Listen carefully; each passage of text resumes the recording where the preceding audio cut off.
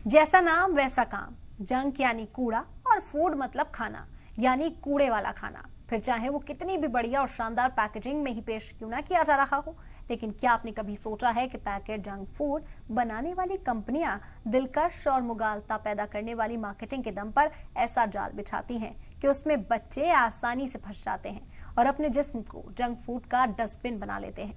Proteins पर काम करने वाले एक think tank nutrition advocacy for public interest यानी NAPI ने जंक फूड बनाने वाली कंपनियों के झूठ का इंकशाफ किया। यानी मार्केट में मौजूद तकरीबन सभी junk food products health test में फेल हो गए, लेकिन इसके बावजूद इन प्रोडक्ट्स की डिमांड और सप्लाई दोनों तेजी के साथ बढ़ रही है। आखिर इसकी वजह क्या है? इस सवाल का DNA टेस्ट करने वाली हमारी ये रिपोर्ट जंक फूड के शौकीनों को तो जरूर देखनी चाहिए।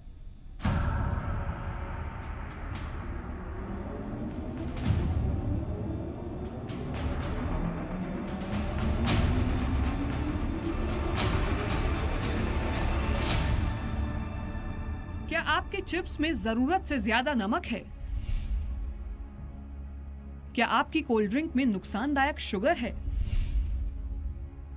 क्या आपके नमकीन बिस्किट में फैट है? किसी भी कंपनी से पूछिए तो जवाब मिलेगा नहीं। ये कंपनी अपने प्रोडक्ट्स का सच छिपाने के लिए तरह तरह के भ्रम और झूठ का सहारा लेती हैं। स्वास्थ्यवर्धक दिखाने के लिए हानिकारक पदार्थों जैसे नमक, चीनी और सैचुरेटेड फैट को अलग अलग नाम देकर पैकेट पर छापती हैं। बच्चों को टारगेट करने के लिए भ्रामक विज्ञापनों में सेलिब्रिटीज के सपोर्ट, इमोशनल अपील और गैर प्रमाणित स्टडी रिपोर्ट्स का सहारा लिया जाता है। ये जंक फूड की एडवर्टाइजमेंट ऐसे हो रही है कि जैसे आप खाइए, इसी से ही बात बनेगी, इसी से हेल्दी होंगे आप। तो इसलिए ये नुकसान इसका ये है कि पिछले 10 सालों में इतना स्टडीज आए, कम से कम 1400 पेपर पब्लिश हुए हैं जो कि ये बता रहे हैं कि heart disease, cancer, diabetes, obesity, ये सारी चीज़ें बढ़ रही हैं इसके खाने से। अगर आपकी डाइट में 10% से ज़्यादा जंक फूड है, 10% का मतलब रफली 200 कैलोरीज, 200 कैलोरीज एक पीस ऑफ चॉकलेट से निकल आती हैं।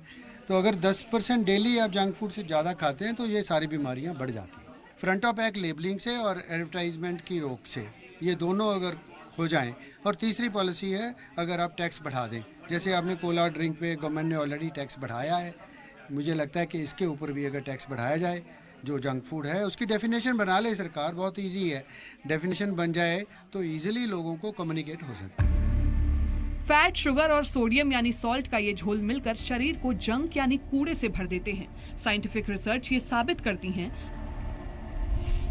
जंक फूड खाने की आदत की वजह से एक इंसान रोजाना जरूरत से 500 कैलोरी ज्यादा कंज्यूम करता है। इसके 2 हफ्ते में ही जंक फूड खाने वाले व्यक्ति का वजन 900 ग्राम तक बढ़ जाता है। स्टडी ये भी साबित करती है कि पैकेज्ड जंक फूड के हर 10% ज्यादा कंजम्पशन से डायबिटीज होने का खतरा 15% बढ़ जाता है और दिल की बीमारियों और हार्ट अटैक से असमय मौत का खतरा भी बहुत ज्यादा बढ़ जाता है। लेकिन कंपनियां अपने प्रोडक्ट्स को स्वास्थ्यवर्धक दिखाने की कोशिश करती हैं और लोग भी झांसे में आकर अपनी सेहत से खिलवाड़ करते हैं।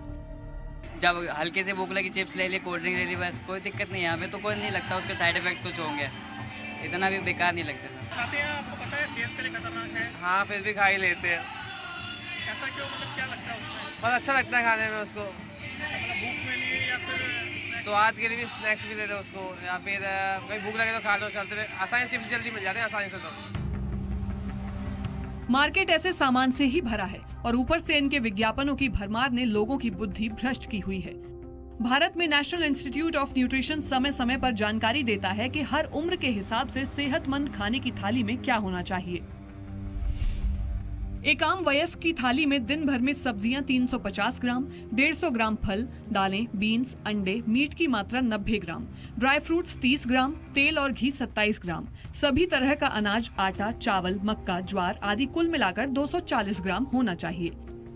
इसमें पैकेज्ड फूड की कोई जगह नहीं है, लेकिन लोगों के रोज के खाने में पैक्ड फूड कहीं न कहीं शामिल हो चुका है।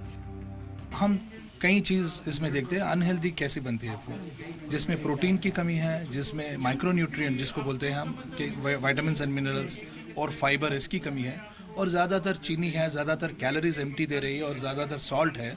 तो इसको हम ज़्यादा से ज़्यादा घर में बनाएं या बाहर से बनाएं, उसको हम अनहेल्दी ही मान सकते हैं। what makes packed food, I mean highly processed, ultra processed packed foods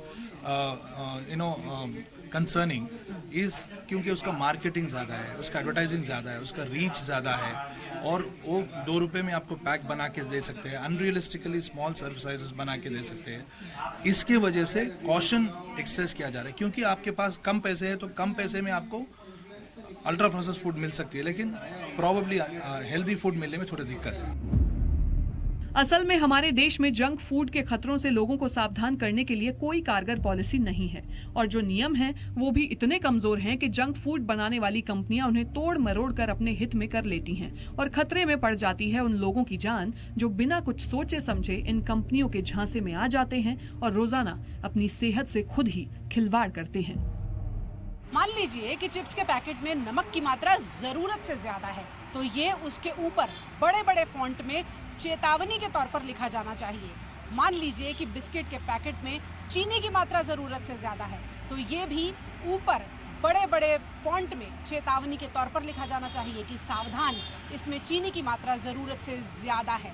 सैद्धांतिक तौर पर प्रशासन भी इस बात को मानता है कि ऐसा होना चाहिए। हेल्थ एक्सपर्ट्स भी कई बार आगाह कर चुके हैं कि जब तक लोगों को जागरूक नहीं किया जाएगा, भारत से लाइफस्टाइल वाली बीमारियां जाने का नाम नहीं लेंगी। लेकिन इस सिद्धांत को व्यवहार में बदलने में कितना टाइम लगेगा, ये कहना मुश्किल है। पूजा मक्कड़, जी मीडिया, दिल्ली।